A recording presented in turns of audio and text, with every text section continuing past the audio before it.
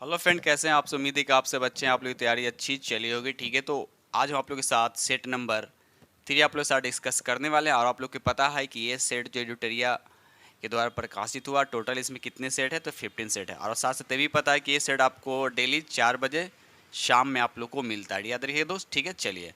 और साथ साथ ये बोलना चाहते हैं, जो भी फ्रेंड इस चैनल पर नए, चैनल को सब्सक्राइब कर लीजिएगा और साथ में बेल आइकन को प्रेस करना नहीं भूलिए। ठीक है, तो बस आप लोग से बस इतना ही रिक्वेस्ट है कि बस चैनल को सब्सक्राइब कर लीजिएगा। इससे थोड़ा सा अगर फ़ायदा हो रहा है तो। ठीक है दोस्त, चलिए तो स्टार्ट करते हैं हम लोग क्वेश्चन नंबर फर्स्ट। और साथ साथ ये भी बोलना चाहते हैं कि एक सेट डेली सुबह 6 बजे मिलता है, सुबह 6 बजे, और एक सेट शाम को 7 बजे। तो याद रहे, यानी डेली आप लोग के लिए अभी हम 3 सेट आप लोग को दे रहे हैं। ठीक है ना, एक यूटेरिया का हो गया, और एक रंजीत सर जो IS उनका द्वारा जो 7 बजे मिलता है, और एक सुबह जो प्लेटफॉर्म का है। ठीक है, सुबह 6 बजे मिलता है। यानी डेली आप लोग के लिए 3 सेट लाते हैं। ठीक दोस्त, चलिए तो बस आप लोग से रिक्वेस्ट है कि चैनल पे बने रहें, और चैनल पे जो नए इस चैनल को सब्सक्राइब कर ले। ठीक है दोस्त, चलिए तो स्टार्ट करते हैं हम लोग क्वेश्चन नंबर फर्स्ट। चलिए, ये रहा क्वेश्चन नंबर आपका फर्स्ट। कहता है, हड़प्पा सभ्यता में जूते हुए खेत का साज कहाँ से मिलता है। ये आपसे पूछा जा रहा है। तो याद रखिएगा, जूते हुए खेत का साज कहाँ से मिलता है। तो याद रखिए, इसका राइट आंसर आपका ए हो जाएगा, कालीबंगा से। याद रखिएगा दोस्त, कालीबंगा। अब कालीबंगा की बात है तो याद रखिए, कालीबंगा कहाँ थी, राजस्थान में है।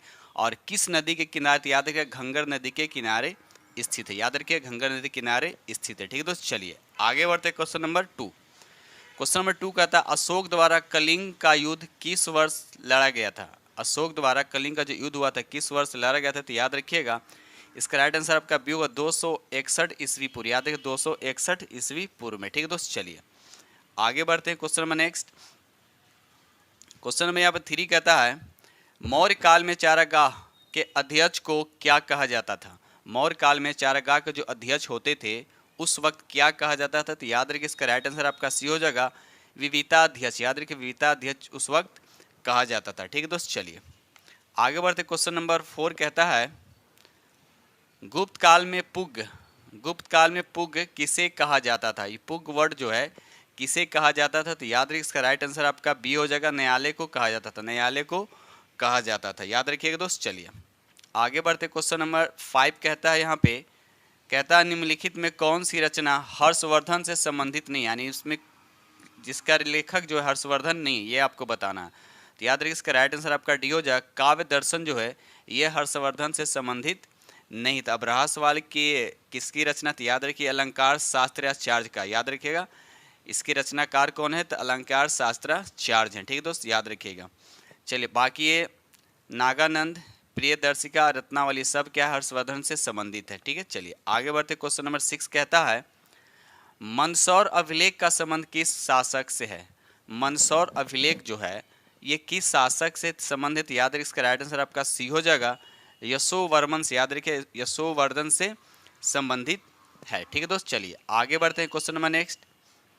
ये रहा क्वेश्चन नंबर आपका 7 कहता है, मोहम्मद गौरी को भारत में पहली बार किसने पराजित किया था। मोहम्मद गौरी को भारत में पहली बार किसने पराजित किया था। तो याद है, इसका राइट आंसर आपका बी हो जाएगा, भीम द्वितीय ने पहली बार मोहम्मद गौरी को पराजित किया था। ठीक है दोस्त, साथ साथ ये भी याद रखिए कि मोहम्मद गौरी जो है प्रथम आक्रमण जो है 1175 में मुल्तान पर आक्रमण किया था। ठीक है दोस्त, चलिए आगे बढ़ते क्वेश्चन नंबर यहाँ पर 8 कहते हैं, दिल्ली सल्तनत में विद्रोहियों के प्रति दुर्लभ नीति किस शासक ने अपनाई थी। किस शासक ने अपनाई थी। तो याद रखिए, इसका राइट आंसर आपका डी हो जाएगा, जलालुद्दीन फिरोज खिलजी ने। याद रखिए, जलालुद्दीन फिरोज खिलजी ने। ठीक है दोस्त, और साथ साथ ये भी याद रखिए कि जलालुद्दीन फिरोज खिलजी जो है ये खिलजी वंश के संस्थापक थे। और खिलजी वंश कितना से कितना तक रहा। तो याद रखिएगा 1290 से 1320। ठीक है, अगर दिल्ली सल्तनत पर सबसे कम अगर हुकूमत किया तो खिलजी वंश। याद रखिएगा, खिलजी वंश। और सबसे ज़्यादा तो तुगलक वंश। ठीक है, तो याद रखिएगा। चलिए आगे बढ़ते क्वेश्चन नंबर नेक्स्ट। ये रहा क्वेश्चन नंबर आपका, दिल्ली सल्तनत के किस सुल्तान ने सैनिकों को नगद वेतन देने की प्रथा का प्रारंभ किया था। तो याद रखिए, इसका राइट आंसर आपका सी हो जाएगा, अलाउद्दीन खिलजी, जो खिलजी वंश से संबंधित है। ठीक है दोस्त, और इसका शासनकाल कब से कब था। तो याद रखिए 1296 से 1316 तक। ठीक है दोस्त, चलिए तो याद रखिएगा, नगद वेतन देने की प्रथा अलाउद्दीन खिलजी ने शुरू किया था। ठीक है दोस्त, चलिए क्वेश्चन नंबर 10 कहता है, अद्वैतवाद, अद्वैतवाद मत को प्रतिपादक कौन थे। तो याद है, इसका राइट आंसर आपका ए हो जाएगा, शंकराचार्य। ठीक है, याद रखिएगा, शंकराचार्य हैं। ठीक है दोस्त, चलिए आगे बढ़ते क्वेश्चन नंबर नेक्स्ट।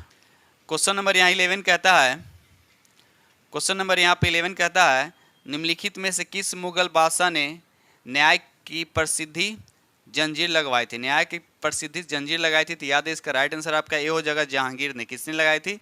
तो जहांगीर ने। ठीक है दोस्त, याद रखिएगा। चलिए आगे बढ़ते क्वेश्चन नंबर नेक्स्ट।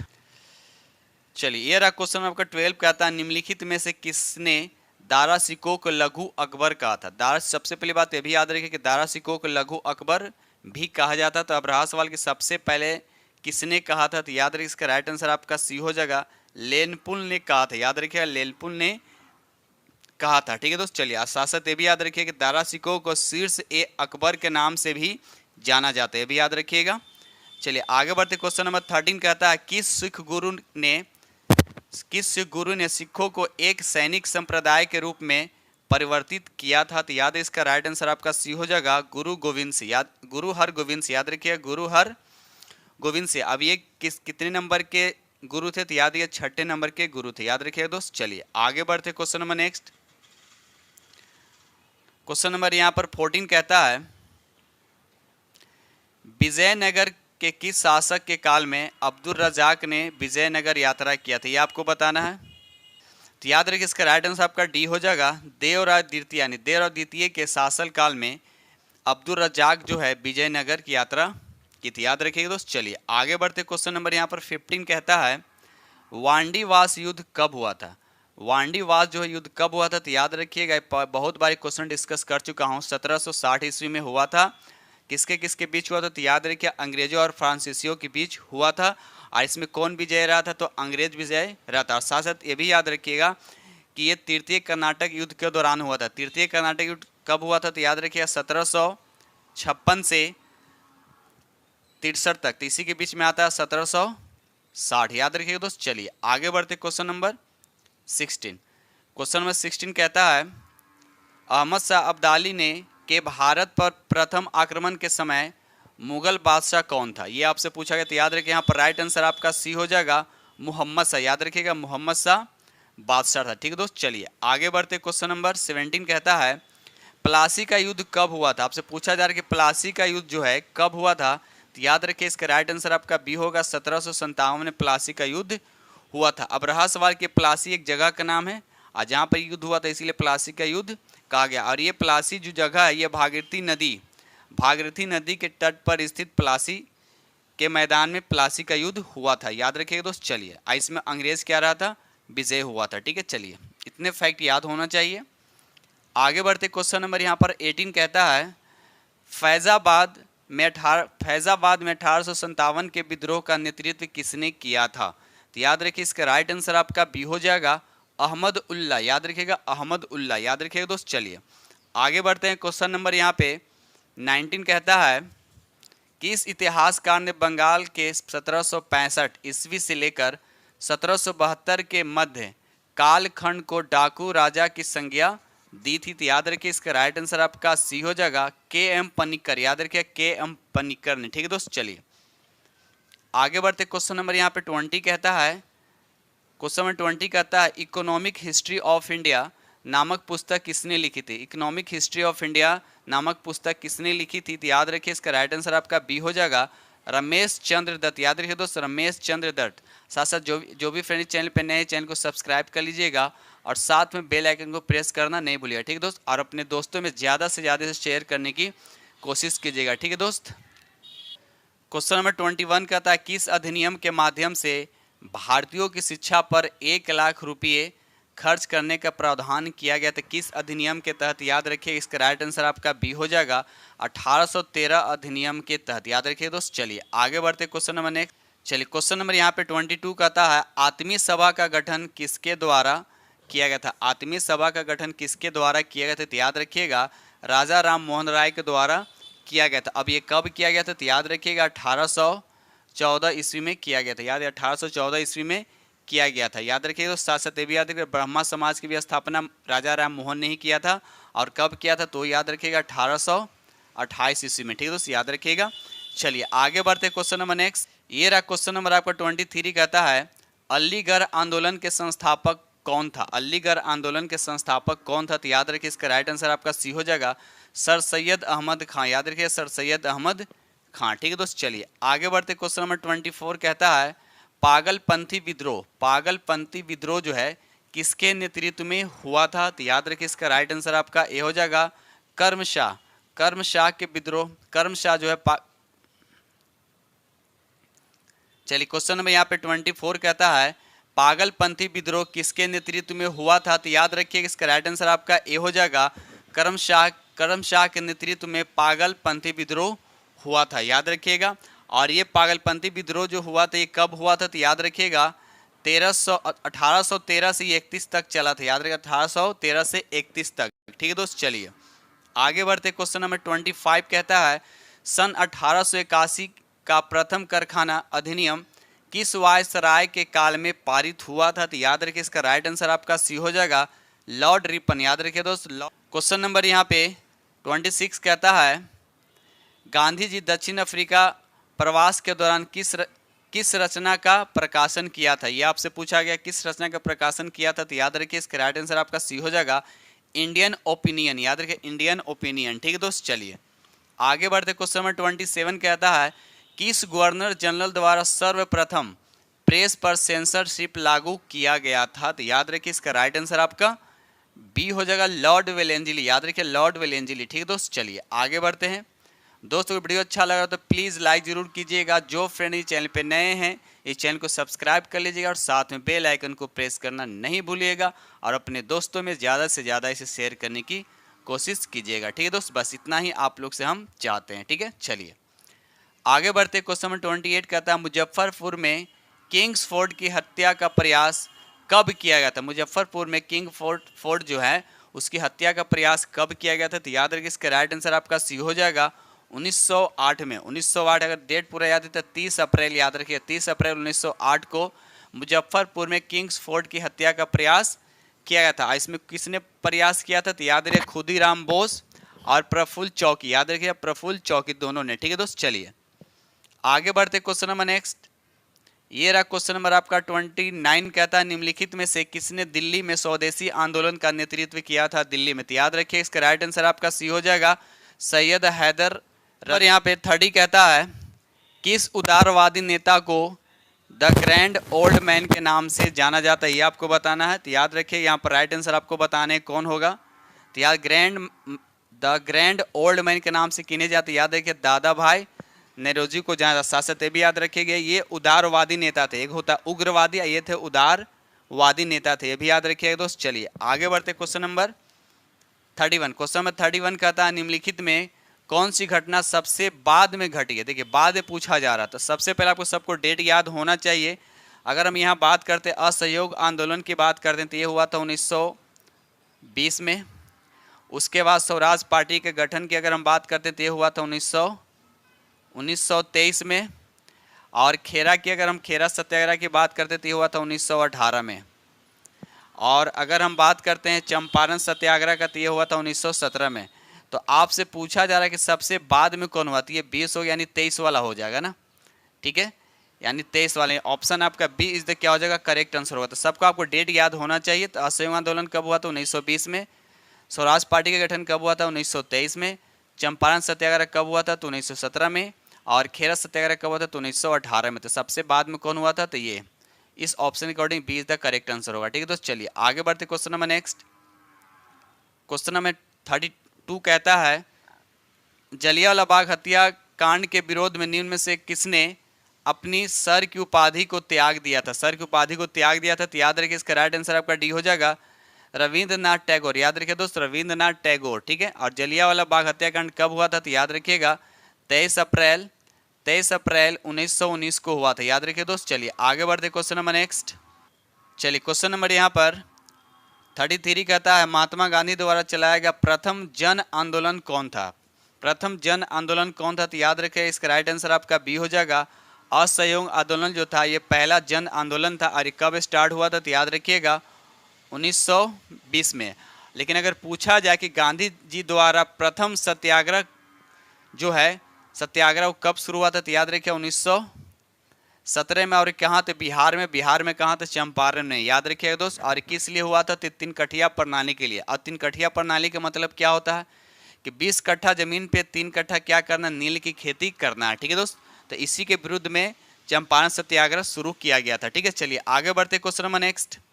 दोस्तों वीडियो अच्छा लग रहा हो तो प्लीज़ लाइक कीजिएगा। जो फ्रेंड चैनल पे नए चैनल को सब्सक्राइब कर लीजिएगा और साथ में बेल आइकन को प्रेस करना नहीं भूलिएगा। ठीक है दोस्त, चलिए आगे बढ़ते क्वेश्चन नंबर यहाँ पर 34 कहता है, निम्नलिखित में से किसके सुझाव पर भारतीयों को साइमन कमीशन से बाहर रखा गया था? ये आपको बताना है। इसका राइट आंसर कौन होगा? तो याद रखिए राइट आंसर आपका सी होगा, लॉर्ड इरविन। याद रखिए लॉर्ड इरविन। ठीक है दोस्त, चलिए आगे बढ़ते क्वेश्चन नंबर 35 कहता है, द्वितीय विश्व युद्ध कब शुरू हुआ था?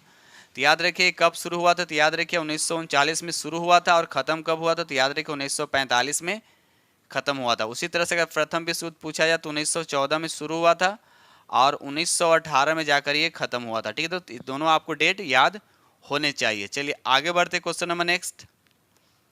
चलिए यहाँ पर आपको बताना है 36 में कि इसमें सही सुमेलित नहीं, इसमें कौन सही सुमेलित नहीं, ये आपको बताना। तो याद रखिए इसका राइट आंसर आपका यही जो होगा आपका, ये सुमेलित नहीं है। बाकी लिंथ लिंगो सब अगस्त प्रस्ताव से संबंधित है। डलहौजी जो है व्यापकगत सिद्धांत से संबंधित है और चेम्सफोर्ड द्वैध शासन से संबंधित है। लेकिन लॉर्ड रिपन जो है कम्युनल अवार्ड से संबंधित नहीं, बल्कि ये आपको याद रखिएगा कम्युनल अवार्ड जो है लॉर्ड विलिंगटन से संबंधित है। याद रखिएगा यहाँ पर क्या होना चाहिए? लॉर्ड विलिंगटन होना चाहिए। ठीक है दोस्त, चलिए आपका गलत पूछा है कौन से मिलित नहीं, तो आपका ए इज द करेक्ट आंसर होगा। ठीक है, चलिए आगे बढ़ते हैं। क्वेश्चन नंबर यहाँ पर 37 कहता है, झंडा गीत निम्नलिखित में से किसके द्वारा लिखा गया था? झंडा गीत जो है किसके द्वारा लिखा गया था? तो याद रखिए इसका राइट आंसर आपका बी हो जाएगा, श्यामलाल प्रसाद के द्वारा लिखा गया था। अब झंडा गीत क्या है? तो विजय विश्व तिरंगा प्यारा। याद रखिएगा दोस्त, चलिए झंडा गीत है। चलिए आगे बढ़ते question number next. Question number यहाँ पे 38 कहता है, निम्नलिखित में से कौन सी कोविड-19 वैक्सीन डीएनए आधारित वैक्सीन है? तो याद रखिए इसका राइट आंसर आपका ए हो जाएगा, जायकोडी। याद रखिए जायकोडी इसका नाम है। ठीक है दोस्त, चलिए आगे बढ़ते क्वेश्चन नंबर 39 कहता है, कौन सा संगठन ऑपरेशन ग्रीन को कार्यान्वित करता है? तो याद रखिए यहाँ पर राइट आंसर आपका ए हो जाएगा, नेफेड। याद रखिए दोस्त नेफेड, याद रखिएगा। चलिए आगे बढ़ते क्वेश्चन नंबर नेक्स्ट। ये रहा क्वेश्चन नंबर आपका 40 कहता है, आर्थिक सर्वेक्षण किसके द्वारा प्रकाशित होता है? आर्थिक सर्वेक्षण जो है किसके द्वारा प्रकाशित होता है? तो इसका राइट आंसर आपका ए हो जाएगा, वित्त मंत्रालय के द्वारा क्या होता है? प्रकाशित होता है। ठीक है दोस्त, चलिए आगे बढ़ते क्वेश्चन नंबर नेक्स्ट।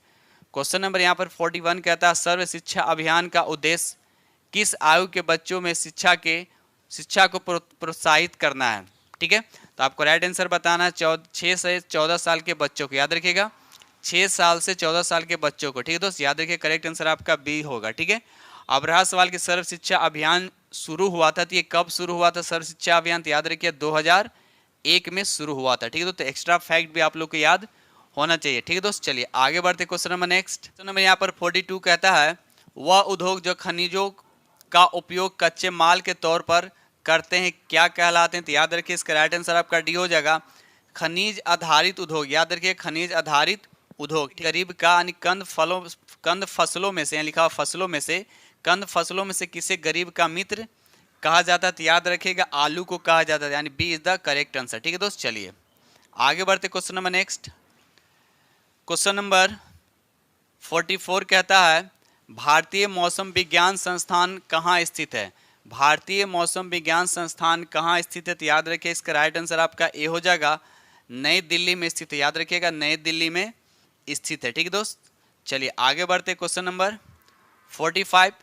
क्वेश्चन 45 का था, दक्षिण एशियाई क्षेत्र संगठन संघ यानी जिसको शार्क भी कहा जाता है की स्थापना कब हुआ था? ये आपसे पूछा जाए तो याद रखिए इसकी स्थापना जो हुआ था 1985 में हुआ था। याद रखिए 1985 में हुआ था। अब रहा साल की इस सदस्य देशों में कौन कौन से देश आते हैं? तो याद रखिए इसमें भारत आता है, पाकिस्तान आता है, बांग्लादेश, नेपाल, भूटान, श्रीलंका, मालदीव और अफगानिस्तान शामिल है। ठीक है दोस्त, चलिए आगे बढ़ते क्वेश्चन नंबर यहाँ पर 46।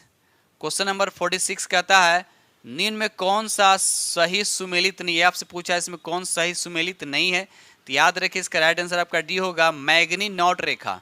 मैग्नी नॉट रेखा जो है ये फ्रांस और स्पेन के बीच नहीं है। तो याद रखिए ये जर्मनी और फ्रांस के बीच है, यानी मैग्नी नॉट रेखा जो है ये जर्मनी और फ्रांस के बीच है, फ्रांस और स्पेन के बीच नहीं है। बाकी सही है आपका। मैकमोहन रेखा भारत और चीन राइट है।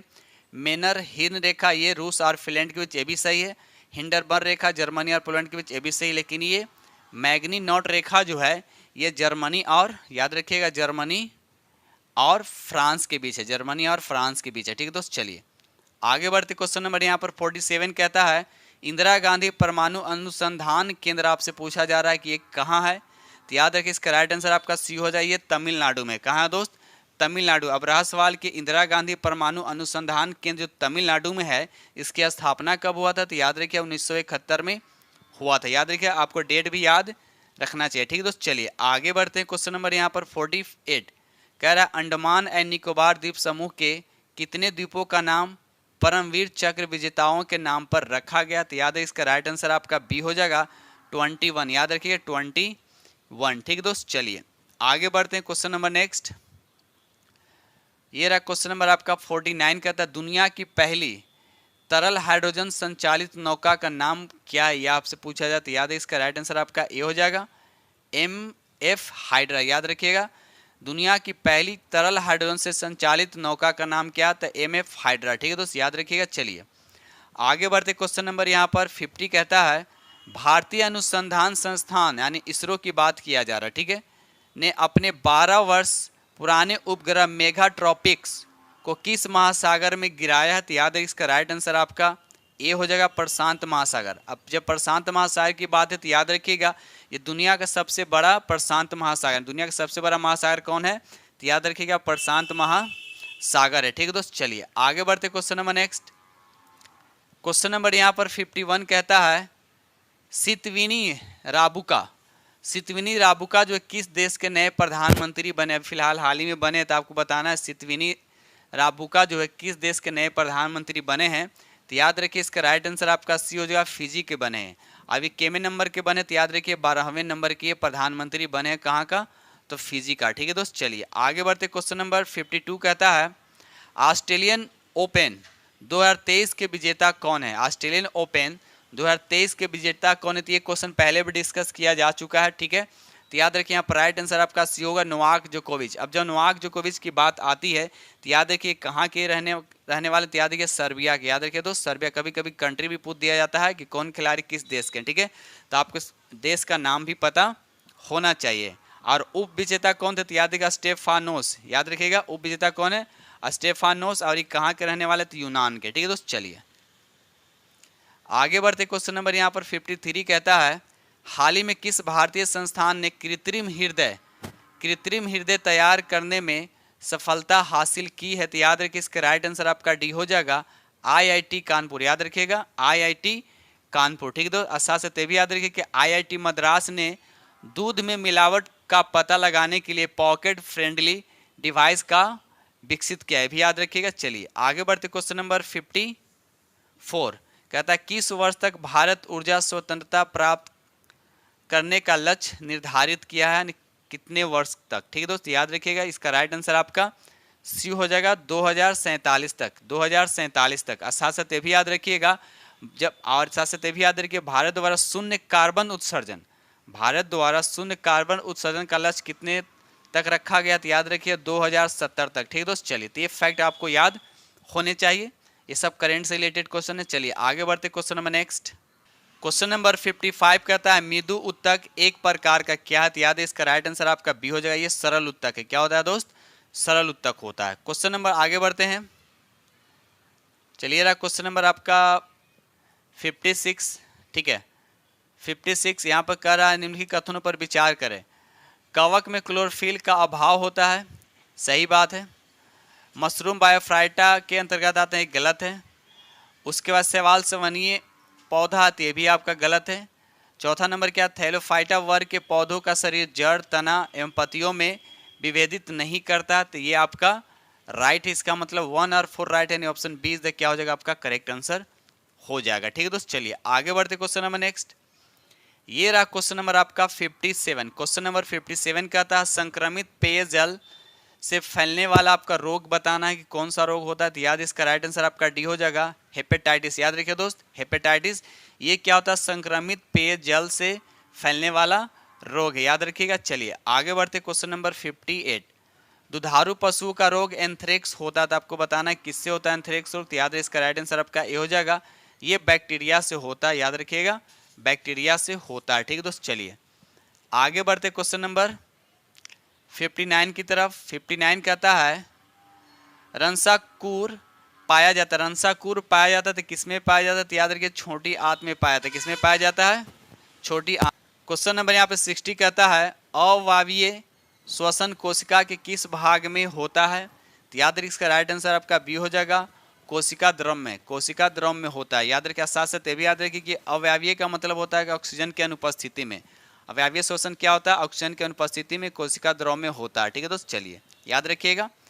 क्वेश्चन नंबर 61 कहता है जब फाइब्रिनोजिन प्लाज्मा से अलग हो जाता है तो फाइब्रिनोजिन रहित प्लाज्मा को क्या कहा जाता है, उसे कहा जाता है तो क्या कहा जाता है, तो याद रखिए उसे सीरम कहा जाता है। क्या कहा जाता है, तो सीरम कहा जाता है। ठीक है दोस्त, चलिए आगे बढ़ते। क्वेश्चन नंबर 62 कहता है यहाँ पे एस्ट्रोजन स्रावित होता है किस, एस्ट्रोजन जो स्रावित होता है तो किससे स्रावित होता है, याद रखिए अंडाशय से स्रावित होता है। तो अंडाशय से एस्ट्रोजन भी स्रावित होता है, एक और होता है प्रोजेस्टेरॉन भी, क्या होता हार्मोन भी क्या होता है, अंडाशय से क्या होता है, स्रावित होता है। ठीक है दोस्त, चलिए क्वेश्चन नंबर 63 कहता है नर युग्मक तथा मादा युग्मक के संयोग से बनता है, तो क्या बनता है, तो जाइगोट का निर्माण करता है। किसका निर्माण करता है, तो जाइगोट का निर्माण करता है। ठीक है दोस्त, चलिए आगे बढ़ते। क्वेश्चन नंबर 64 कहता है मूल भौतिक राशियां की संख्या बताना है। ठीक है, यानी राइट आंसर आपका डी यानी 7 होता है। कौन कौन सा होता है ये भी आप लोग याद रखिएगा। ठीक है, चलिए आगे बढ़ते क्वेश्चन नंबर नेक्स्ट।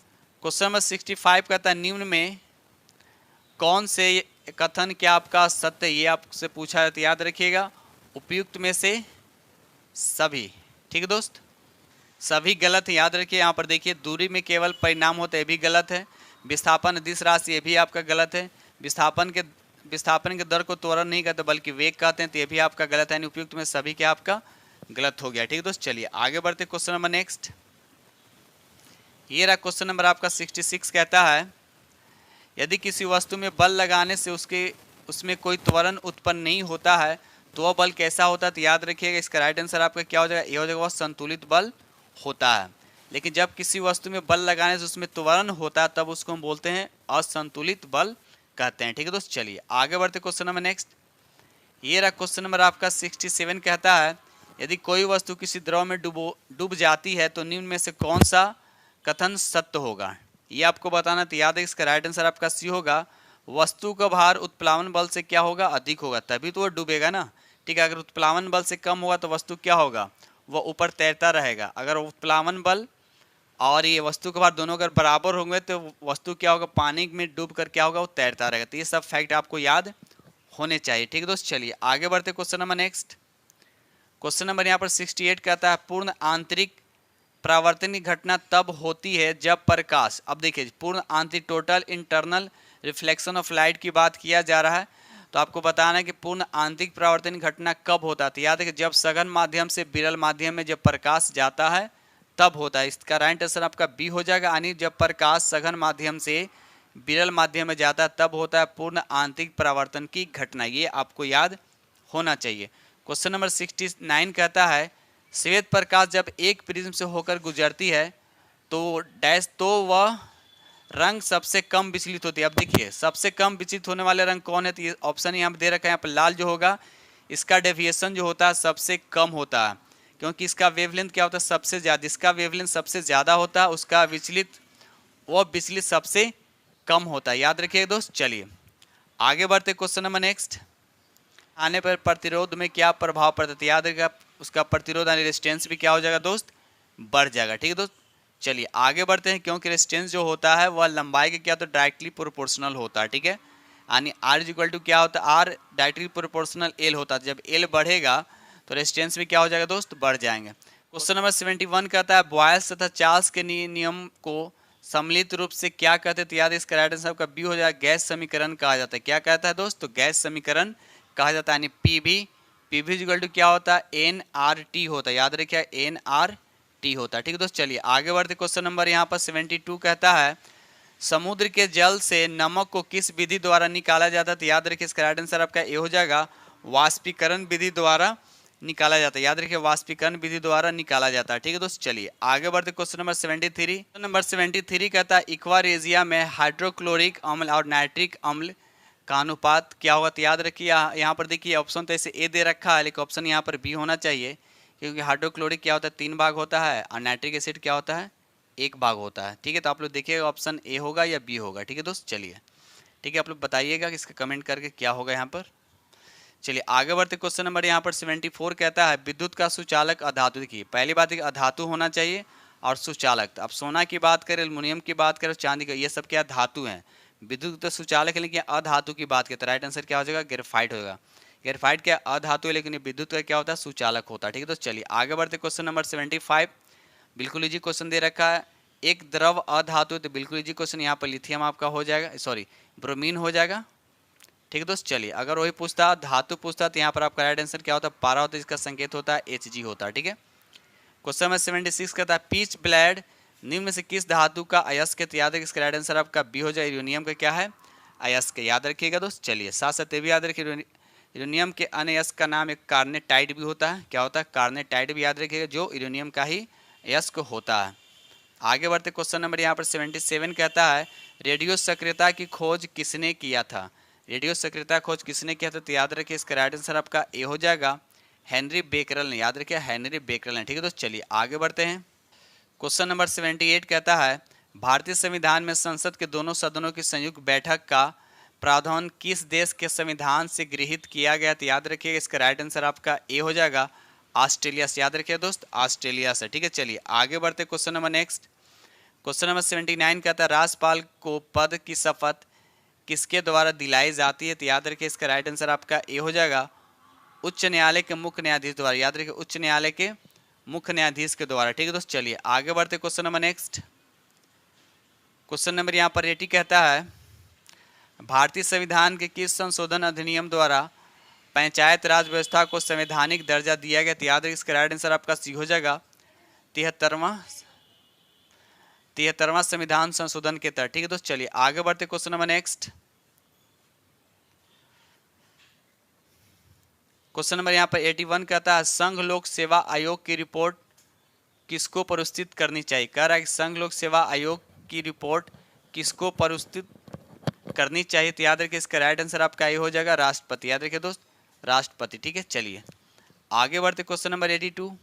निम्नलिखित में से किस अधिनियम द्वारा भारत में प्रांतों को स्वायत्तता प्रदान की गई है? स्वायत्तता प्रदान की गई, तो याद रखिएगा किस अधिनियम के तहत? यार इसका राइट आंसर आपका सी हो जाएगा, भारत सरकार अधिनियम 1935। ठीक दोस्त, याद रखिएगा। चलिए आगे बढ़ते क्वेश्चन नंबर नेक्स्ट।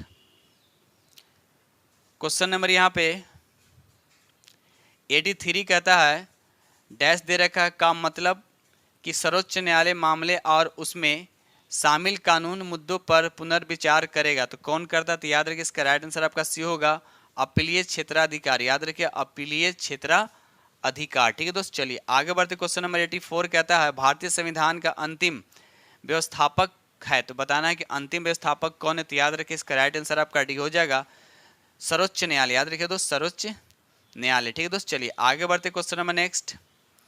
ये रहा क्वेश्चन नंबर आपका 85 कहता है समाजवादी अर्थव्यवस्था में उत्पादन के सभी कारक किसके स्वामित्व और नियंत्रण में रहते हैं? तो याद रखिए इसका राइट आंसर आपका सी हो जाएगा, राज्यों के। याद रखिए दोस्त, राज्यों के। ठीक है, चलिए आगे बढ़ते क्वेश्चन नंबर नेक्स्ट। 86 कहता है महालनोबिस मॉडल का संबंध किस पंचवर्षीय योजना के साथ जोड़ा गया? तो याद रखिए इसका राइट आंसर आपका बी हो जाएगा, दूसरी पंचवर्षीय योजना के साथ इसको जोड़ा गया। दूसरी पंचवर्षीय योजना का काल कितना? तो याद रखिए 1956 से 61। याद रखिए 1956 से 61। ठीक दोस्त, चलिए आगे बढ़ते question number next. Question number यहाँ पे 87 कहता है जनगणना 2011 के अनुसार भारत में सर्वाधिक ग्रामीण जनसंख्या किस राज्य में? ये आपसे पूछा, तो याद रखिए इसका राइट आंसर आपका डी हो जाएगा, इनमें से कोई नहीं। तब रहा सवाल की जनगणना 2011 के अनुसार भारत में सर्वाधिक ग्रामीण जनसंख्या किस राज्य में? तो याद रखिएगा हिमाचल प्रदेश में। तो किस राज्य में? तो याद रखिएगा हिमाचल प्रदेश में। ठीक है दोस्त, चलिए आगे बढ़ते question number next. Question number 88 कहता है बिहार बजट 2023-24 के अनुसार बिहार का विकास दर कितना रहने का अनुमानित। याद रखिए इसका राइट आंसर आपका बी हो जाएगा 15.25। याद रखिए 15.25। ठीक है दोस्त, चलिए आगे बढ़ते क्वेश्चन नंबर 89 कहता है प्रति हेक्टेयर उत्पादन की दृष्टि से सबसे अधिक चावल का उत्पादन किस राज्य में होता है, ये आपसे पूछा जाता है। याद रखिएगा इसका राइट आंसर आपका सी हो जानी पंजाब। ठीक है दोस्त, कहाँ तो पंजाब। ठीक है, लेकिन अभी अगर पूछा है कि भारत में सबसे अधिक चावल का उत्पादन कहाँ होता है तो याद रखिए पश्चिम बंगाल में होता है। लेकिन यहाँ पूछा गया प्रति हेक्टेयर पूछा। ठीक है, जब प्रति हेक्टेयर पूछेगा तो आपका पंजाब होगा, लेकिन पूछेगा सबसे अधिक चावल का उत्पादन किस राज्य में होता है तो आप पश्चिम बंगाल में होगा इसका राइट आंसर। ठीक है दोस्त, चलिए आगे बढ़ते क्वेश्चन नंबर नेक्स्ट। चलिए यहाँ सूची 1 को सूची 2 से आपको मिलान करना। ठीक है, एक तरफ आपका अभ्यारण्य दे रखा, दूसरी तरफ उसका स्टेट दे रखा। पहले यहाँ लिखा जिम कार्बेट। अब जिम कार्बेट कहाँ थी, उत्तराखंड में, मतलब ए का हो जाएगा 3। तो अब देखा तो ए के 3, ए वाले ऑप्शन बस एक ही जगह तो 3 दे रखा है यहाँ पर सी, यानी इसका मतलब राइट आंसर क्या हो जाएगा आपका सी द करेक्ट आंसर। बाकी आप लोग मिला दीजिए। अगर हम बी की बात करें तो बांधवगढ़, बांधवगढ़ कहाँ तो याद बी का हो जाएगा आपका 4, ये मध्य प्रदेश में है। दम्फा कहाँ है, दम्फा आपका मिजोरम में हो जाएगा, यानी हो जाएगा आपका 2, और अनंतपुर हो जाएगा आपका राजस्थान में। ठीक है दोस्त, तो इस तरह से आप लोग मिलान कर लीजिएगा। चलिए आगे बढ़ते question number next. Question number यहाँ पे 91 कहता है भारत में सर्वाधिक वर्षा निम्न में से किन क्षेत्रों में होती है या क्षेत्र में होती है, आपसे पूछा जा रहा है। तो याद रखिए इसका राइट आंसर आपका ए हो जाएगा पश्चिमी घाट, हिमालय क्षेत्र और मेघालय, ये सभी जगह क्या होते हैं सर्वाधिक वर्षा होता है। लेकिन इसमें सबसे ज़्यादा कहाँ होता है तो याद रखिएगा मेघालय में सबसे ज़्यादा, दुनिया में सबसे ज़्यादा बारिश कहाँ होता है तो याद रखिएगा मेघालय में। इसीलिए मेघालय को मेघों का गर्जन भी कहा जाता है, मेघालय को मेघों का गर्जन भी से कहा जाता है, याद रखिएगा। चलिए आगे बढ़ते question number next. Question number यहाँ पे 92 कहता है ring of fire, ring of fire से अभिप्राय इसका क्या मतलब है। तो याद रखिए इसका राइट आंसर आपका सी हो जाएगा प्रशांत महासागर में भूकंप एवं ज्वालामुखी से प्रभावित क्षेत्र होता है, याद रखिएगा। चलिए आगे बढ़ते क्वेश्चन नंबर 93 कहता है भूमध्य रेखा कितने देशों से होकर गुजरती है। भूमध्य रेखा जो, अब भूमध्य रेखा क्या है जिसका अक्षांश कितना होता है 0 डिग्री होता है। अब पूछा जा रहा है कि कितने देशों से ये क्या करता है पास करता है, तो याद रखिएगा यह 13 देशों से पास करता है। याद रखिएगा दोस्त यह 13 देशों से पास करता है। साथ साथ ये भी याद रखिएगा कि पृथ्वी को तो 2 भागों में विभाजित करता है, और क्या करता है ये, इससे 3 महासागर भी पास करते हैं, अटलांटिक महासागर, प्रशांत महासागर और हिंद महासागर। और ये 3 महादेश से भी पास करता है, अफ्रीका महादेश, एशिया महादेश और अमेरिका। तो 3 सागर भी, महासागर भी इससे पास करता है और 3 महादेश भी। तो फिर से याद रखिएगा अफ्रीका, एशिया और दक्षिणी अमेरिका 3 महादेश हो गया। और महासागर की बात किया जाए तो अटलांटिक महासागर, प्रशांत महासागर और हिंद महासागर। तो इतने फैक्ट आपको याद होने चाहिए। ठीक है दोस्त, चलिए आगे बढ़ते क्वेश्चन नंबर नेक्स्ट।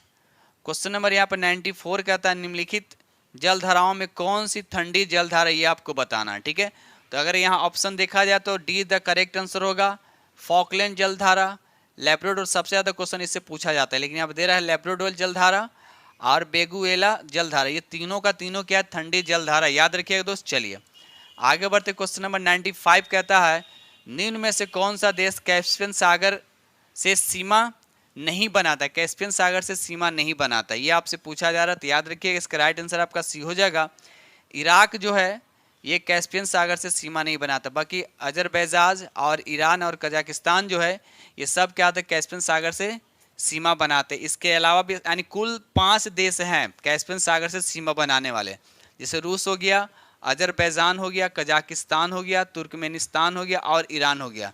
तो ये पांचों जो देश जो हैं कैस्पियन सागर की सीमा बनाते हैं, लेकिन ऑप्शन के अकॉर्डिंग यहाँ पे इराक नहीं होगा। ठीक है दोस्त, चलिए आगे बढ़ते question number next. Question number 96 कहता है निम्न में से किस जिला की सीमा रेखा की लंबाई पश्चिम बंगाल से सबसे कम स्पर्श करती है। तो अगर देखा जाए यहाँ पर कम वाली अब बात किया जा रहा है तो स्पर्श किशनगंज भी करता है, कटिहार भी करता है और पूर्णिया भी करता है, लेकिन यहाँ पर बांका नहीं करता। ठीक है दोस्त, लेकिन अगर देखा जाए तो यहाँ ऑप्शन आपका दे रखा, सी दे रखा है, प्लीज़ कमेंट्स में बताइएगा कि 96 का आंसर क्या होगा। ऐसे तो बांका तो स्पर्श करता ही नहीं है, लेकिन क्वेश्चन यहाँ पे क्या कर रहा है कि सबसे कम स्पर्श करता है, तो कब सबसे कम का मतलब क्या होता है, ठीक है। तो कमेंट्स में जरूर बताइए कि आंसर सी होगा या डी होगा, ठीक है। ऑप्शन ऐसे सी दे रखा है, ठीक है। तो कमेंट्स में आप लोग जरूर बताइएगा। चलिए आगे बढ़ते क्वेश्चन नंबर नेक्स्ट। चलिए रहा क्वेश्चन नंबर आपका 97। क्वेश्चन नंबर 97 कहता है निम्नलिखित में से किस राज्य में सर्वाधिक पाइराइट पाए जाते हैं। सर्वाधिक पाइराइट पाए जाते हैं, तो याद रखिएगा इसका राइट आंसर आपका ए हो जाएगा, बिहार में पाए जाते हैं। याद रखिएगा बिहार में पाए जाते हैं, ठीक है दोस्त। चलिए आगे बढ़ते क्वेश्चन नंबर 98 कहता है 2011 की जनगणना के अनुसार बिहार में सर्वाधिक लिंगानुपात किस जिला में, सबसे अधिक लिंगानुपात किस जिला में है। तो याद रखिए गोपालगंज में है। कितना है गोपालगंज में, कितना है तो 1021। याद रखिए 1021 है, ठीक है दोस्त। अगर वही पूछा है कि सबसे कम लिंगानुपात किस जिला में, तो याद रखिएगा मुंगेर में। कहाँ दोस्त, तो मुंगेर में, ठीक है दोस्त। चलिए आगे बढ़ते क्वेश्चन नंबर नेक्स्ट।